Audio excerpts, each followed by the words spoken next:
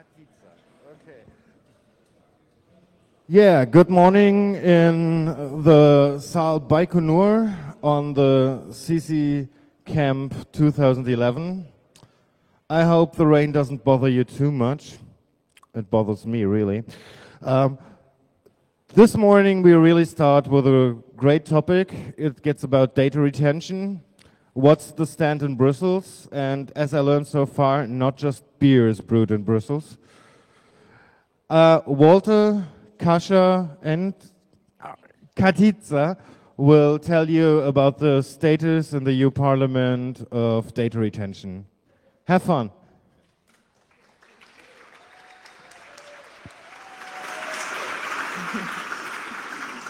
Thank you very much.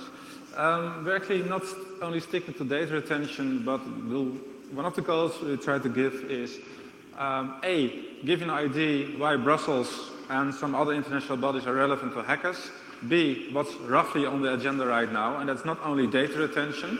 This is not an in-depth lecture on data retention, but kind of a general overview of many initiatives which are in process of becoming legislation, are on the horizon and may affect the digital environment mostly. And our third goal for this lecture is to give you an idea that if you are inclined to get involved in activism, political activism related to the digital environment, how you could get involved, and at what level, to what extent, and with what people you might talk. And first of all, we'll give a brief introduction of the Brussels process, the people involved in there, also from civil society, what's on the agenda, and that's indeed data retention, net neutrality is still on the agenda, access blocking, and then the alphabet soup starts, which will be explained later on, PNR, ACTA, IPRED, and then we'll move on to a more transatlantic perspective. Katica, who's from Electronic Frontier Foundation USA, will go into more depth about the initiatives at the OECD, the G8, and the United Nations level. And finally, we'll close off by mentioning a few hacker projects which directly touch politics. And even if you say, I just want to do code and I don't want to do anything with the political process, but I want to help people, those two are examples that by coding you can help in politics as well. But we'll talk about that later on. First of all, the Brussels process. Brussels seems far away from Berlin and from most other parts of Europe. Over 70% of all legislation in the European member states derives from Brussels. Basically, even if you follow politics in your own country, it's kind of a sideshow. The main subjects have already been covered in Brussels. That's generally speaking. When it comes to subjects that touch telecommunications, privacy, copyright, patent law, and all that, over 90% is decided in Brussels. And in the Brussels process, only the European Commission has the right to initiate legislation. And now you have to understand that the European Commission has less civil servants than a big German city has. We always talk about the bureaucracy and too much bureaucracy in Brussels. In fact, there are too few civil servants, because the end result of that is that since there's so few civil servants, if some lobbyist, who tends to be paid by some industry with a special interest, comes up to the European Commission with a draft proposal for a directive, too often they're all too happy to include parts of the text or even full text as a proposal in a certain policy area. And as soon as the Commission proposes something, you get into a fairly complex process called the co-decision process, in which both the European Parliament, for which you and me have voted for, at least I hope you have voted in the last elections, and also in the Council of Ministers. And the Council of Ministers is a slightly more opaque institution that's staffed by, like it says, the ministers on those various subjects from the member states. And at the end of the day, the earlier in the process you get involved in legislation, the more influence you will have. I mean, if you can manage to get the subject off the agenda to begin with, you never have to discuss it. And to give an example of a subject which is at the moment entirely taboo in Brussels and will remain so for the next 5 to 10 years, is software patents. Software patents was such a disaster for the European Commission that no one wants to touch that dossier with a pole anymore. It's the only directive which has ever been shot down during the second reading in European Parliament in the whole history of, yes.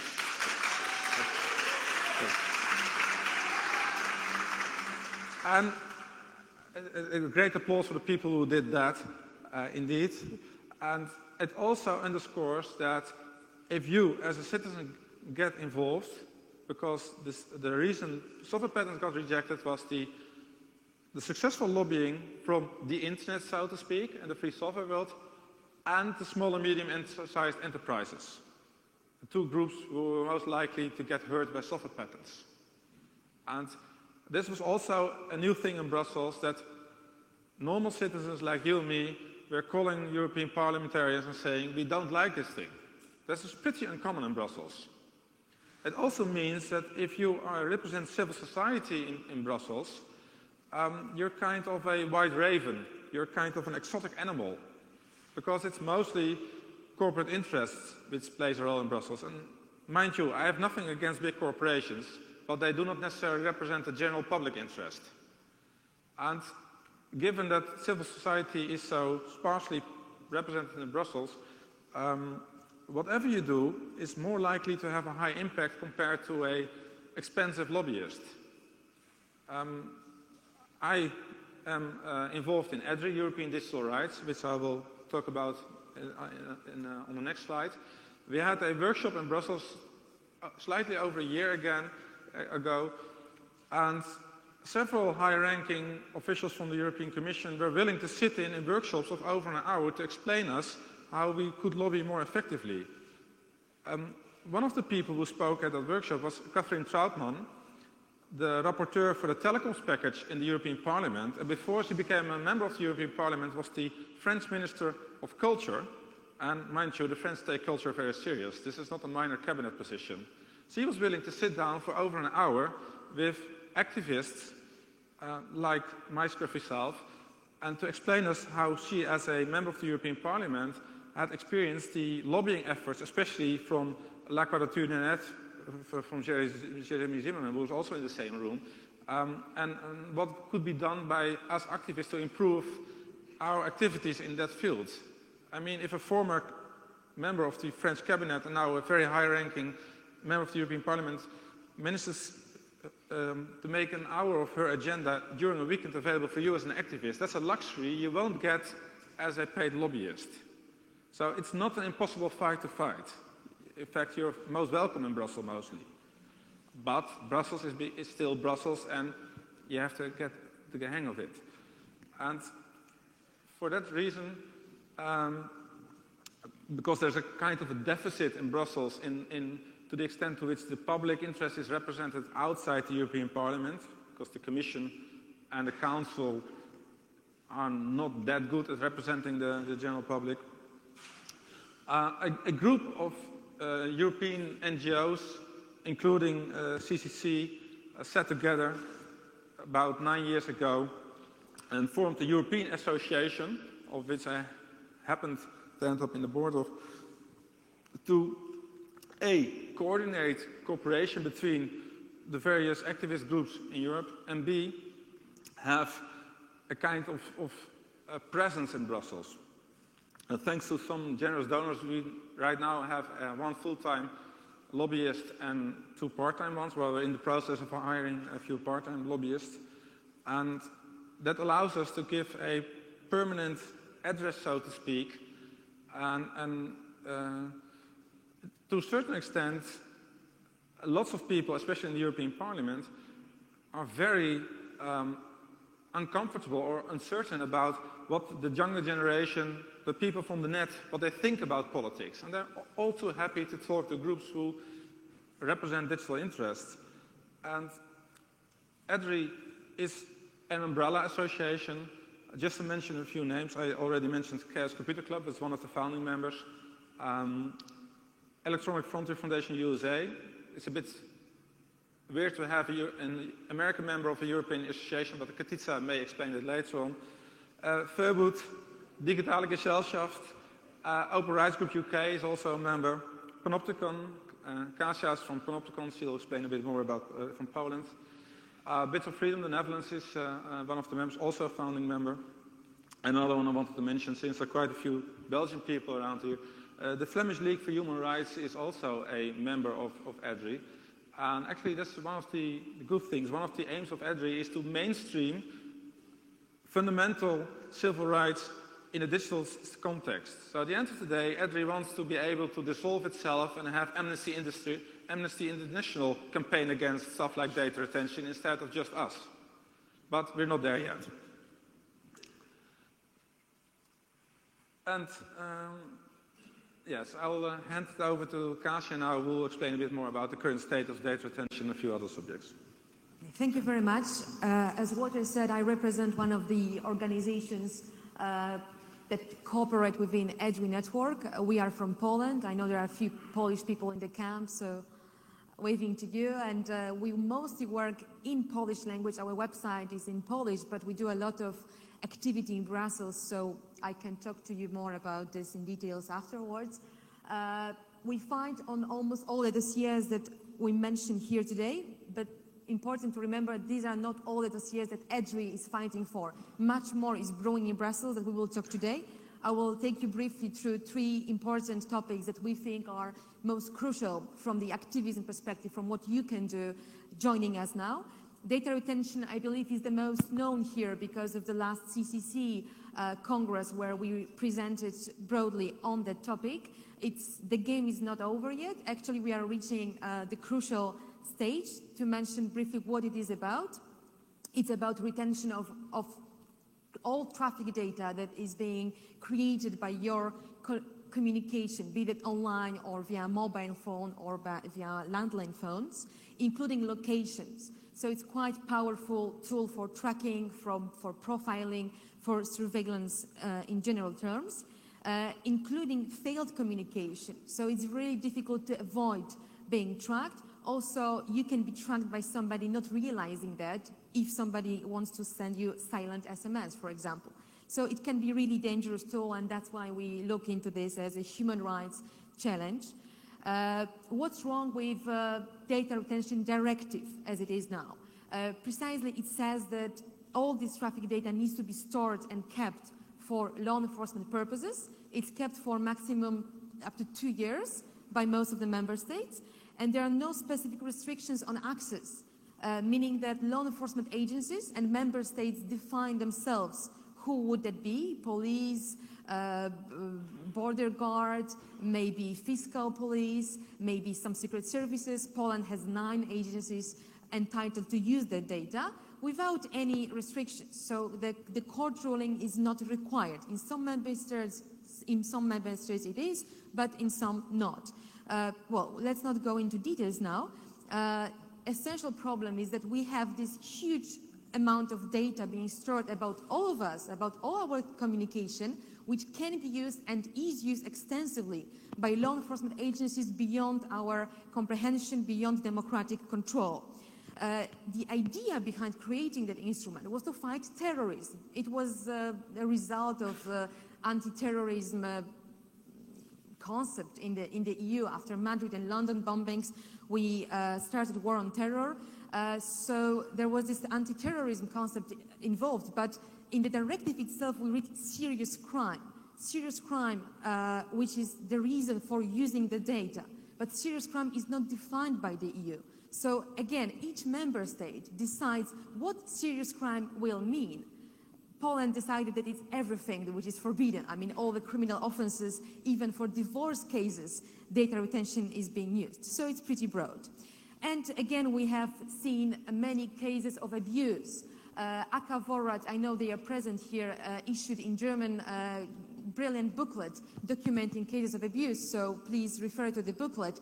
I will only mention one case from my country where retained data was used to track back journalist sources by secret services to look at who reported on what to the newspapers. So this is what we are facing.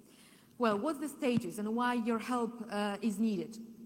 The directive has been enforced since 2006, so we have already seen how bad it is, essentially. It's now under review, so it's now political moment in Brussels to change something. Why we think there is a chance for repeal, which wouldn't be conceivable 5 years ago? Well, the Parliament is quite unhappy with it. It's mostly because of the big pressure from civil society groups, from citizens, from people who call right, go there, including EDRI members. The Commission does not consider it a success because harmonization failed completely. The Commission says openly that not a single member state implemented the directive as they wanted. So there is no political argument to keep the directive. It failed as an instrument created by the Commission. The problem is the Council, meaning national member states and secret services, law enforcement agencies. These people obviously want that toy. I mean, they would never give away the tool that has been created once and proves very useful. So here is where we need action. Therefore, we really need action on the national level. In all your member states, you can contact your MPs, your governments, respective parts of your government, probably Ministry of Internal Affairs, and ask them about what's the position of your government on data retention, why they want to keep it. Because there is no justification, there is no evidence that we really need. What is the alternative? What we are fighting for? We say there should be no blanket data retention. What we can accept is freezing data once something happens. We want to avoid this logic of presuming that we all are guilty, that we all are suspects of crime, which is happening now. What we want our states to do is to say no blanket data retention. Once you discover there was a crime, once there is a problem, then you contact telecom operators and you ask them to freeze data. This is what we can accept. We cannot accept blanket data retention for every single person in the society, just in case it might be needed in the future. Of course it will. So we are fighting for data freezing, not data retention. This can be done in this repeal process, so please look into this and consider contacting agencies in your country. Another important thing, net neutrality. I hope there is no need to explain in details what neutrality means in that room, but just very briefly, of course, internet should have no gatekeepers. The idea is that we want to keep the intelligence at the edges of the network, and we don't want any agency, anybody to control and decide which bits should flow faster, slower, which particular application should work and which should not work. Of course, there is a big issue of network management, right? We certainly need some rules on video, on voice over IP and things like that in order to make internet work properly. But that's a different issue. And the big problem here is to divide the issue of network management from net neutrality concept, from the concept of ensuring that every application should be should not be treated in a discriminatory way, that every application you create can work exactly as well as Facebook or Google account. So that's the idea behind net neutrality. There is something called telecommunication package, a package of 3 or 4 directives. And there was a big fight on net neutrality there. What we have now is a very broad clause saying essentially that member states can decide for themselves. I mean, European Commission will not interfere in this. They say, well, you can do certain things as long as you make them transparent. So what we have won is transparency. If member states decide to impose some legislation in this respect, they just need to make all the business practices transparent. So there is a lot of room for member states. For example, Netherlands has mandated for a net neutrality law as the first in Europe. That's mostly through Bits of Freedom advocacy. Bits of Freedom is present here. So you can talk to them about how they achieve that. And we can do the same process elsewhere. I mean, it needs a lot of lobbying and advocacy to push our national states to introduce good net neutrality law, which will say these practices are forbidden. You need to, you know, the intelligence needs to be kept at the edges and so on. So national action is needed. Many groups are involved, present here. The third dossier I want to mention briefly, related to the previous one, is access blocking. That's quite essential for internet. We don't want access to be blocked, but it's a very real threat. It's been mentioned many times before in many different contexts, mostly copyright, which I will mention later. But what we have now is something called Child Exploitation Directive. There are many member states pushing for creating a legislation against child pornography, and one of the measures used should be blocking of the websites that cannot be deleted. So the idea is that we can delete stuff in the EU, but we cannot delete stuff outside. That's how member states tend to think. So we need to block them. And the whole investment goes into blocking instead of going to deleting stuff. UK, Sweden, Denmark, Belgium are the major governments pushing for this because they already have voluntary systems for blocking child porn. Well, the big question is why would we be against blocking that terrible things? Well, let me show you a good movie explaining that. Sites full of child pornography. Pedophiles don't just share their pictures on safe and secure channels anymore. No. If you go online nowadays, everywhere you look there are websites full of child pornography. Pedophiles don't just share. If you go online nowadays, everywhere you look there are websites full of child pornography. Pedophiles don't just share their pictures on safe and secure channels anymore. No,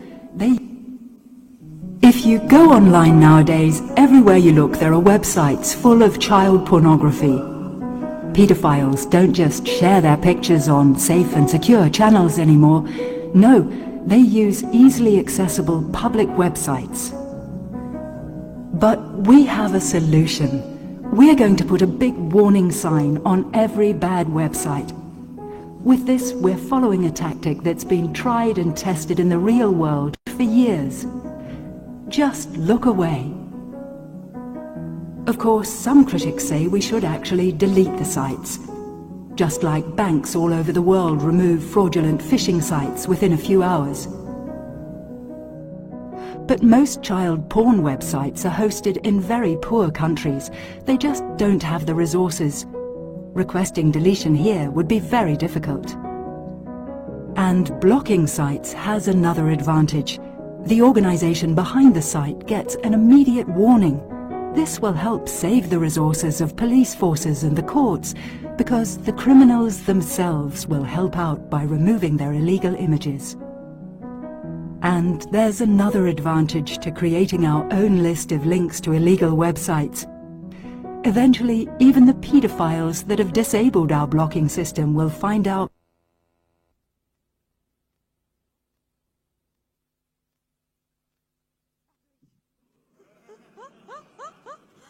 Well, Walter, your battery.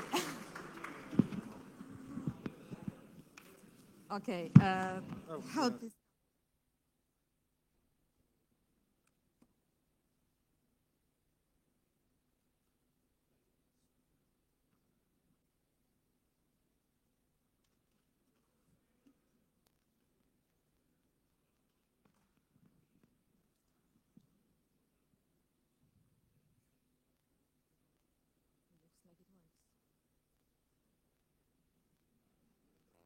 Coming back.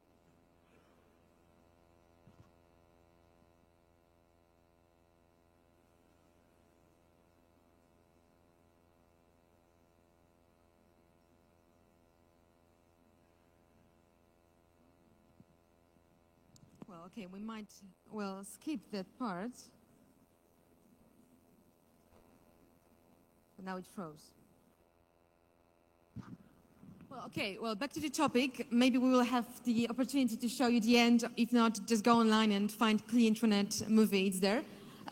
So with blocking, it was a great example of what activists can achieve.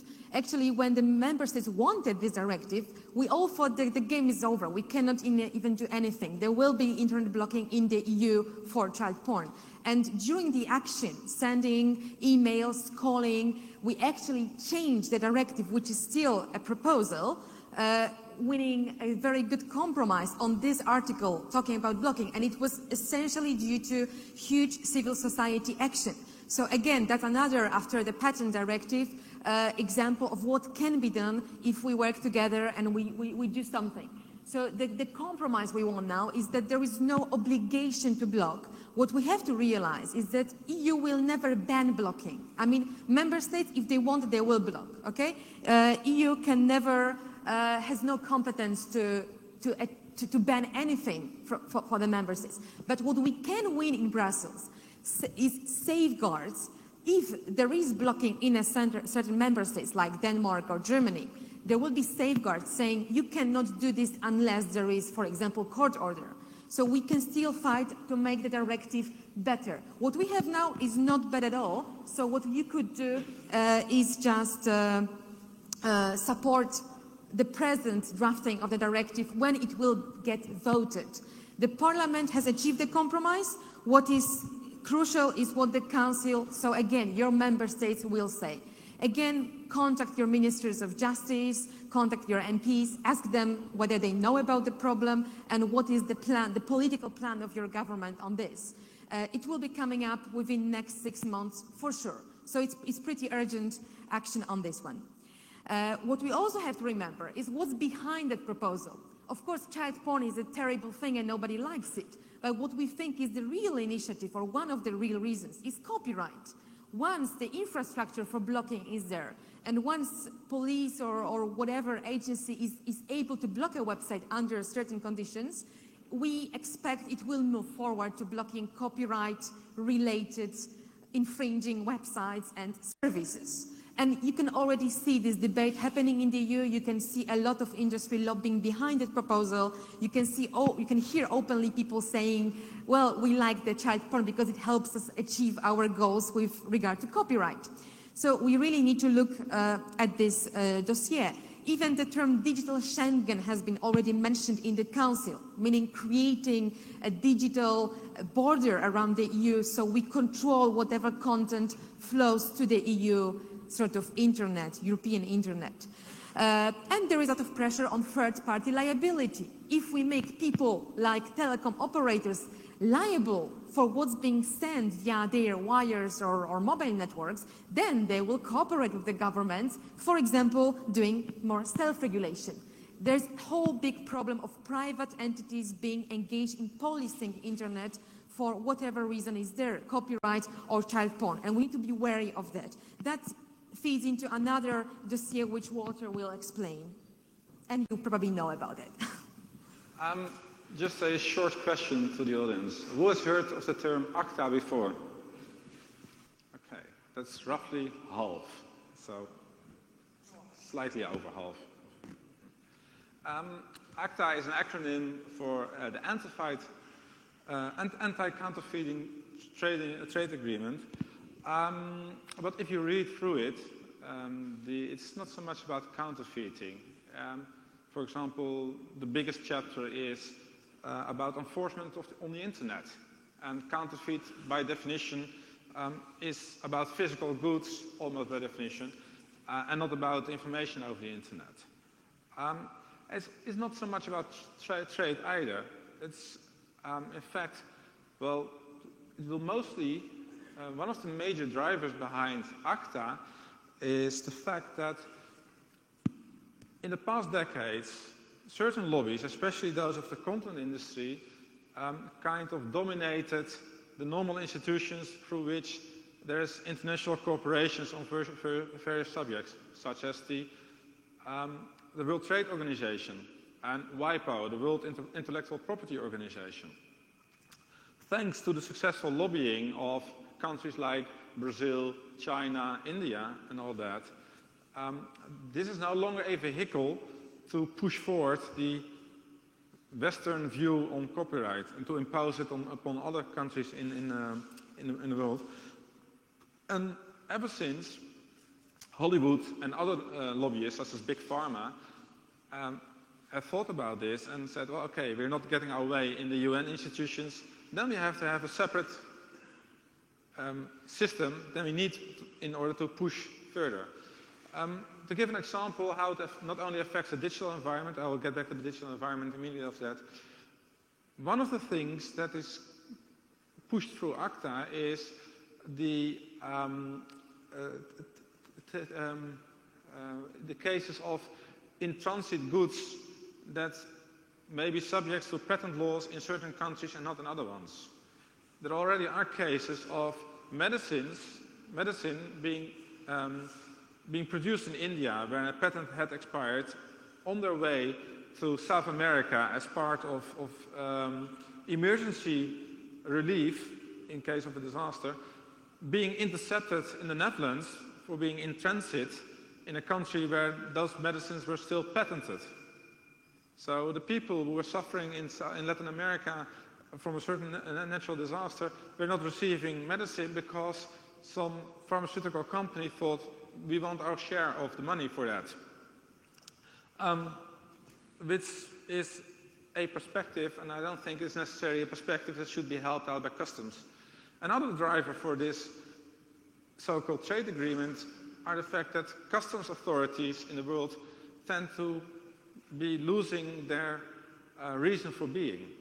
There's more and more free trade, and why do we need customs officers if there's mostly free trade?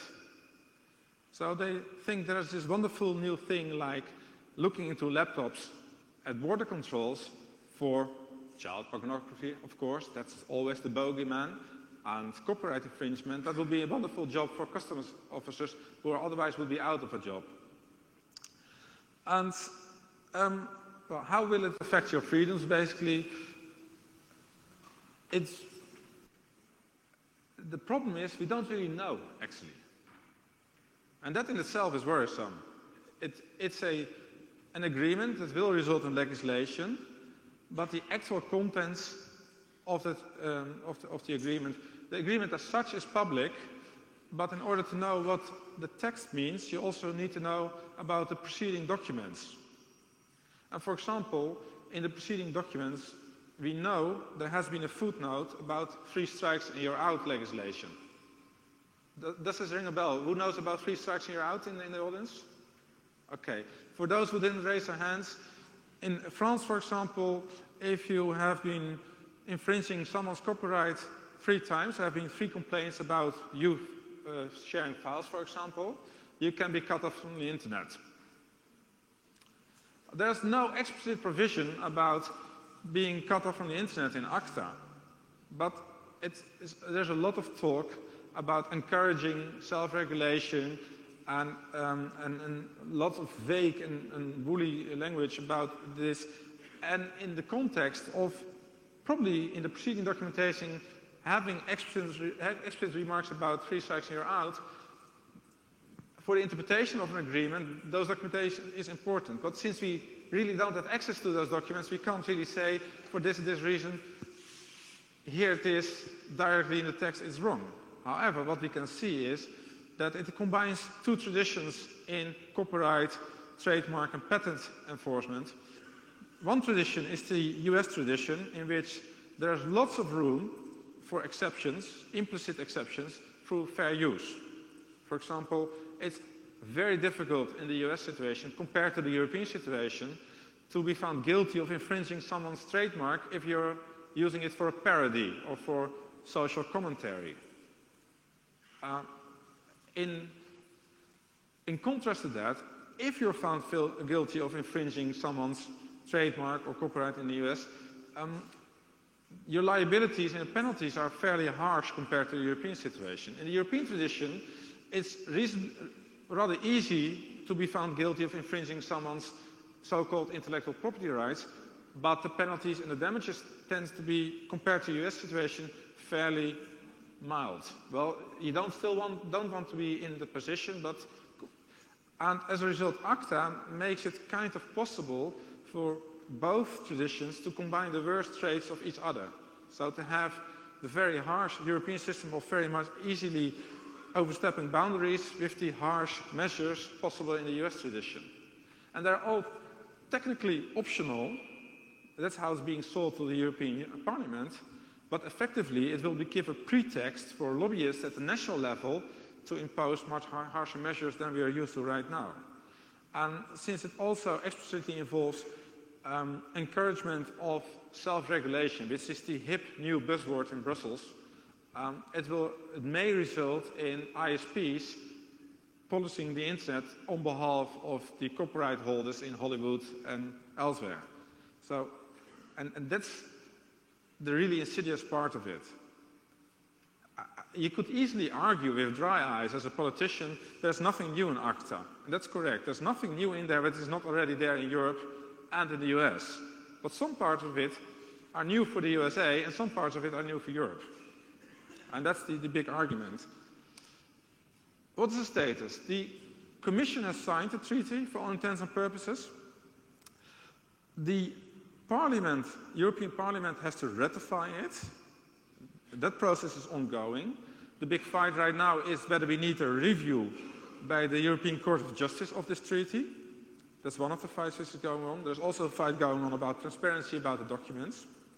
Since ACTA contains a rather thick chapter on criminal measures on enforcement of IP rights, which in fact is one of those things which is new in the European situation and it's not so new in the US situation, it's outside the competence of the European Union to sign it as a whole. Therefore, ACTA has to be ratified as far as the chapter on criminal measures is concerned by each national parliament. Which means that if you write, you're a member of parliament, ACTA is wrong, evil, etc., and can argue that, we have, in fact, 26 chances to stop ACTA. The Mexican Senate, Mexico is one of the other parties in this treaty, has already said we are not going to ratify ACTA. If only, let's say, Germany and France would say we're not going to ratify ACTA, it's dead, it's over. So we need a few major member states not to ratify ACTA, and we can stop ACTA. But that means that you have to get in touch with your MPs, and even more important, get in touch with the civil rights organizations in your country, and preferably also the NGOs involved in cooperation with the third world, because it also affects access to medicine, and that's a very helpful thing, because always the poor downtrodden masses in the third world are more cute from this perspective, from political, yeah, I'm cynical here, it's than the file-sharing geeks. That's, but anyway, we were going to give us an overview, but please Google for ACTA, get in touch with groups like Akavorat, Open Rights Group, Panopticon, and all that. Another subject, this is not a digital subject, but we put it in there anyway, is ever since 9/11 has been a bit of a practice, in fact, that bank data, but also your data when you were traveling by plane, especially when you're going back and forth to the USA, was just shared with the American authorities. And yeah, this also includes things like whether you ordered any halal food on the plane, for example. Nowadays, with the biometric passports, also involves information like fingerprints and pictures of you. And they're in the process of formalizing this, that if you travel internationally, especially intercontinentally, that the US authorities will have access to your data pertaining to you.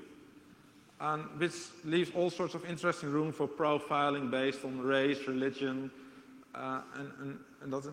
And of course, it's all in the war against terror, although the ones who perpetrated the horrible acts of 9/11 had legally entered the United States anyway, and the data was available. But and also the interesting bit is it's going to be retained for at least 7 years on the US side, and there are hardly any safeguards for accessing this data. This may also result in effectively whitewashing of data. And that's also a trend which is also already happening, that the US authorities request data about European citizens in Europe. Whether it's lawful or not, this data tends to get shared to the US anyway. And it's also perfectly possible that the same data will later on will be passed on to European law enforcement agencies again. And what nowadays already is happening is that a European law enforcement agency wants to have some data on a citizen for whatever reason, doesn't have the authority to ask for the data in the European context, passes on the request to the Americans, and the Americans then request the European authorities again for this data. And then under the guise of the war on terror, this data gets to the US, and then back to Europe again, and then all of a sudden it's used in a normal criminal proceeding. This is one of the examples why this kind of data sharing is undermining fundamental rights. And the status right now is, it is under negotiation, but lots of pressure is needed. And I want to point out that AK Voorraad is having this interesting campaign of asking people to send a postcard to their members of parliament and with a text like, when I go on a vacation, I don't want to have my data shared with the United States. So go to the AK Voorraad website, look into their PNR postcard campaign, and join. That's a rather low level of involvement in political activism. It's a postcard and a stamp. Please do so.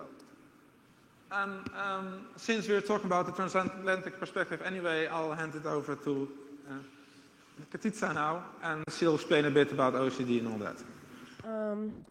Thank you, Walter and Kasia. Yesterday night at 3 a.m. I get a wonderful invitation to join the panel. I'm here. I don't know if who is familiar with the EFF, Electronic Frontier Foundation, here in the audience. Oh, thank you. Woo! There are stickers here. So if everyone wants to grab some stickers, please come here at the end of the panel. So for those who don't know EFF, there were not everyone raising their hands. EFF is a not-for-profit organization based in San Francisco. We have more or less 40,000 members around the world. In Europe, 67 countries, and 40,000 members around the world, more or less, and 4,000 in Europe. We have one simple goal. We want to ensure that our freedoms remain are respected in the online work as is on the offline work, in both. We fight against big governments, or the US government, and we fight against big corporations. And in the US, we are mainly focused on litigation. But our work at the international level is less visible and is quite new. We, at the international level, try to monitor the work of international organizations, these places where all the governments from around the world get together to discuss and cook their policies that they then will implement in national legislations. And these forums is not only about treaties. Treaties are legally enforceable documents, but they take 5 years, and they have to be adopted through Congress. So sometimes governments don't like these kind of policies. They might want to have political commitments on agreement between them that they then can implement into their national laws without passing through so much time in negotiating a text. So we are monitoring the work of the OECD together with the AGA, WIPO, and some other organizations. We also have a deeply commitment to work with international organizations. Law enforcement around the world, they want law enforcement cooperations around the world with all police. Civil society needs civil society cooperation because we need to share information to know what's going on, to identify trends. So the Data Retention Directive started in the European Union, and you see in Australia some disclosures of a FOIA document saying, well, we have to adopt the Data Retention Directive. We should get inspired of what the Europeans are doing. And you see then Latin America, and you see that Brazil have also bills that incorporate mandatory data retention regimes. So why we are member of EDRI, and we are very happy. We are a US organization, but we are member of EDRI because we try to identify patterns and trends and try to alert those governments of what things, what they are doing are wrong. For instance, the US government usually have a lot of technical assistance to developing countries. And sometimes we have part of those negotiations. We tell how things work, and how those things challenge our freedoms and the right of their citizens. And some of them don't have the technical expertise to understand all these policy discussions that are being held in Europe or in the US for many years. And sometimes we tell them, you know, that proposal is going beyond US law, it's going beyond EU law, and it's going beyond the treaties, and you shouldn't adopt it, you shouldn't accept it. Sometimes many governments take it as a very good feedback. Some others not. An EFF policy decision is that we don't compromise. So we work with governments when we can push them to do the right thing and when we know we campaign against them. So one of the biggest battles we just have recently has been the OECD. The OECD just launched a communique, which is a declaration, which does not have much importance in terms of changing actual law right now, but it was quite important document because it set the direction of the government from now to the 2 years. And the things that were more scary of that negotiation, where we're campaigning against that, was that there are 3 major issues that will change. One, kill anonymity, identity management. Second, change the rules for immunity protections for third-party content when it's transferred by ISPs. The ISP immunity that we know, it seems that it's going to direction to turn ISPs in copyright cops, trying to monitor our communications in order to get the immunity they need. So they are changing the laws toward that direction. So we have to be very careful because that's what they said and that's where they are going. And this is popping up in a moment when in the European Union they are discussing the e-commerce directive. In countries in Latin America they are discussing their new immunity laws because they don't have immunity laws. We have a strong protection right now in the US for ISP immunity liability as of now. But it was very interesting that that agenda was mainly moved by the US. So this is one of our works. Another treaty that we are watching closely is a treaty that seems to be dead, like the Cybercrime Treaty. And everyone thinks, oh no, the Cybercrime Treaty was approved and it's not being implemented. Not many countries have ratified. But what people might not know is that the Council of Europe have a big budget to educate judges and law enforcement agencies throughout the world, especially developing countries, on how they should implement this treaty. So many will not ratify the treaty because some countries, for instance, like Brazil, will say, you know, we were not part of the negotiation of the treaty, so we are not going to sign it, but they use the Cybercrime Treaty as a model of law, international law. And as you know, that treaty is very vague for you hackers. For instance, they don't have good exemptions for testing on security when it's needed. Sometimes security researchers they don't ask for authorization when they're going to discover a security flaw. And many of those security flaws are needed for the public interest. We have seen DEF CON, the ATM machines, or the hacking or e-voting machines that are very useful that are very useful and important for the public interest. So this treaty also don't have legal safeguards. Don't set the standards of legal safeguard. And when you export this treaty outside the European Union, at least in the European Union, you have a very strong charter of fundamental rights, division of power, but you export that to developing countries, it's get even worse than it is in the European Union, because there are no strong democratic governments. I'm not talking about China, I'm not talking about authoritarian regimes. I'm talking about Latin America too. When governments in Latin America are not strong democracies. Just my country, Peru, we have democratic, then we have an authoritarian regime, then we come military, and we pass through very fragile democratic transitions. So when you export these law enforcement surveillance powers to those countries, they are misused. And that is why I love WikiLeaks and some of the cables, because some of the cables were quite interesting. They actually show how the government, for instance, of Paraguay and Panama, was pressuring the US government. So the US government exported their law enforcement capability for drug enforcement program.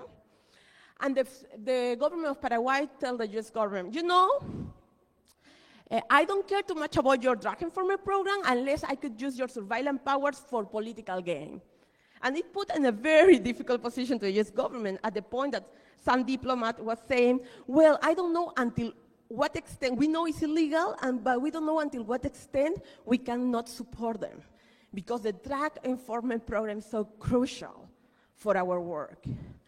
So, and it's also very interesting, those cables, because they always show how the ISP of the telecom are part of all this business. When they said in the cables, you know, we know that this is kind of, we don't like the politics of surveillance with the law enforcement, but we know that the US government is part of this, so we might be able to do it. So it's a kind of cover. We are covered because the US government is also involved in all this. So we are sharing a few of the things we are working. We have members all in 67 countries, and more than less 300 volunteers who give us feedback of what's going on in the national level. So if you want to really communicate with us, if you discover something that in your country, please let us know. My mail is there, communicate with us. In the end, well, I guess there's another, well, okay. At the end of the paragraph. And I also want to make a short announcement. We are now in EFF hiring. We want an international outreach coordinator. We want an activist who wants to campaign our policy work and tell it around the world. So if you're interested to apply for a job in EFF, that's the right moment. We want people, the best person, no matter where they are based on. So, but you need to move to San Francisco. So that's not a problem if you are willing to do it.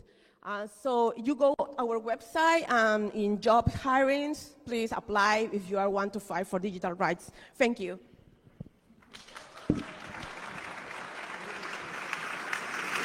Not yet. Not yet.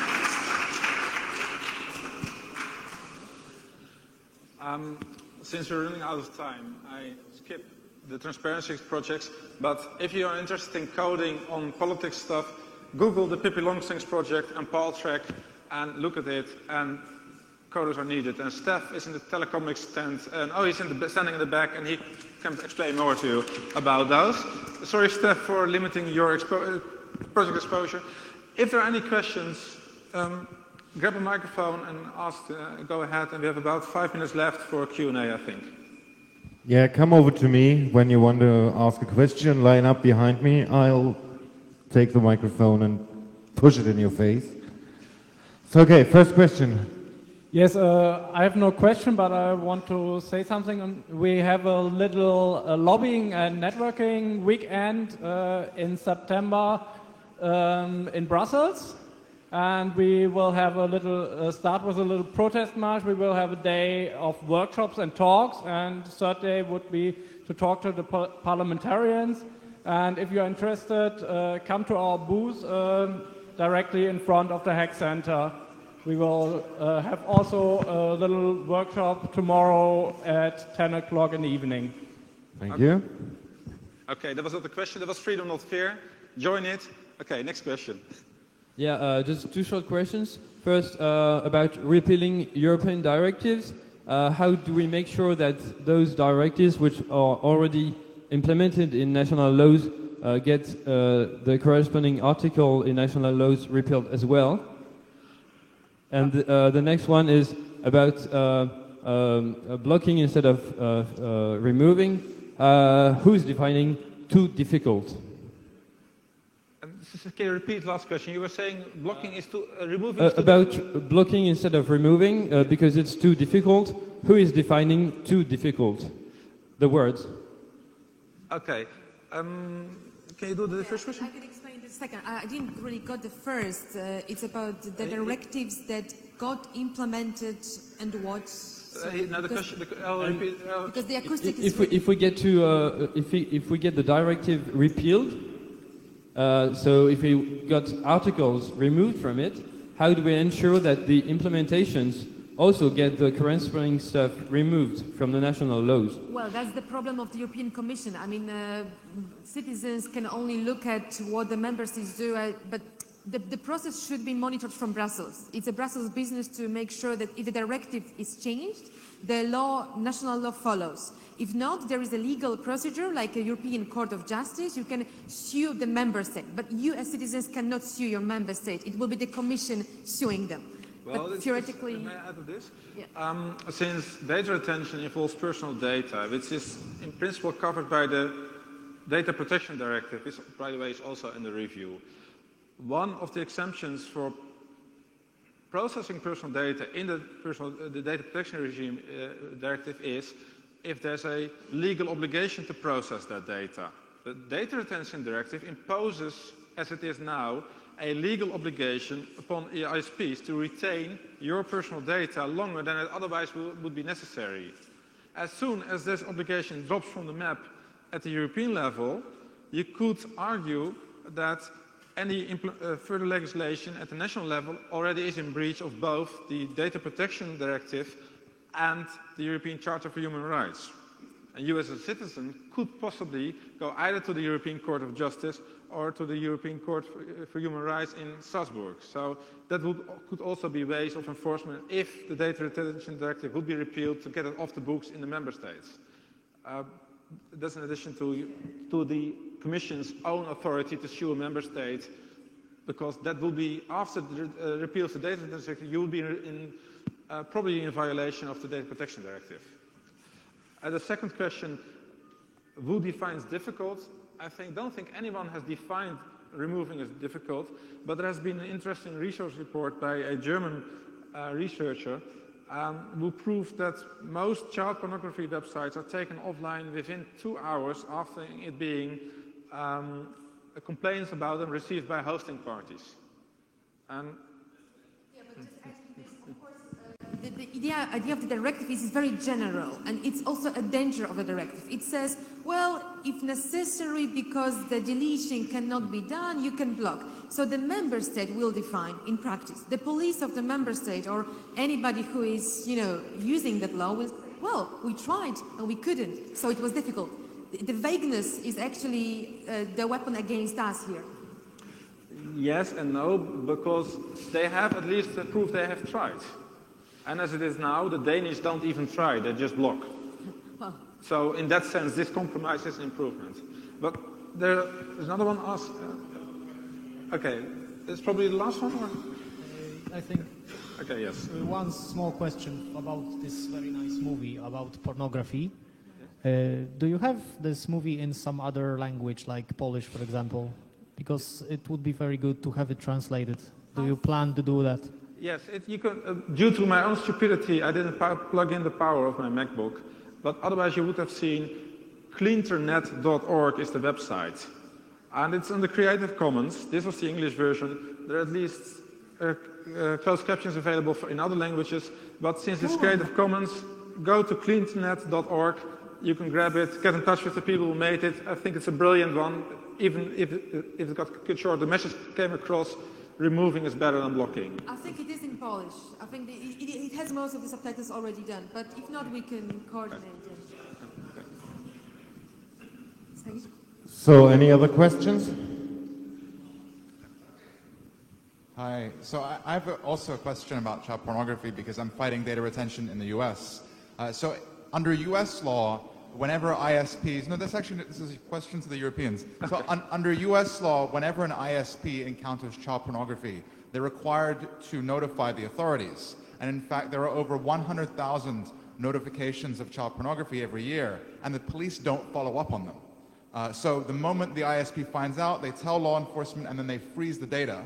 And it's very rare that law enforcement goes back to the ISP and asks for the data. And so this is evidence, at least in the U.S., they're calling for more data retention, but they're not even using the powers they have right now. They're not following up on the leads that they have and the tips that they have. And I'm wondering, what's the case in Europe? Do you know if the ISPs are receiving requests in response to tips? Are they actually using the information that's available, or are they just fighting for new powers?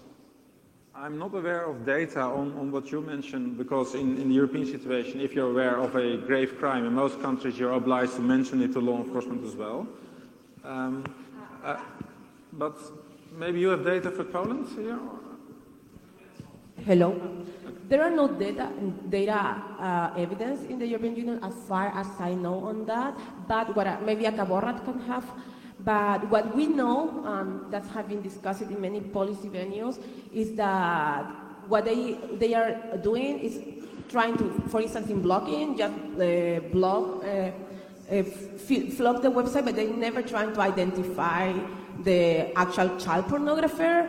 So what we always have been arguing is that they should just go ahead and really prosecute the crime, because what they are doing is just washing their hands, trying to do their actual job, which is prosecute a crime, get the criminal, go to jail. But instead of that, they try to pass laws like data retention or filtering, just to avoid the problem of the actual problem, which is try to stop child pornography itself. So we don't have evidence. We love to have it. I don't know if Akaborrat have evidence on that. I haven't heard on that. Maybe I can say a little. I don't have any facts or numbers, but I work close together with some police officers, and they always tell me they have lots of cases, but they don't have enough people to do anything. They have massive problems in storing the computers, hard drives, or something else they have acquired, but they are not able to handle all the data or to go through it and make the case. But so there is the bottleneck is on the police side, not on the evidence side.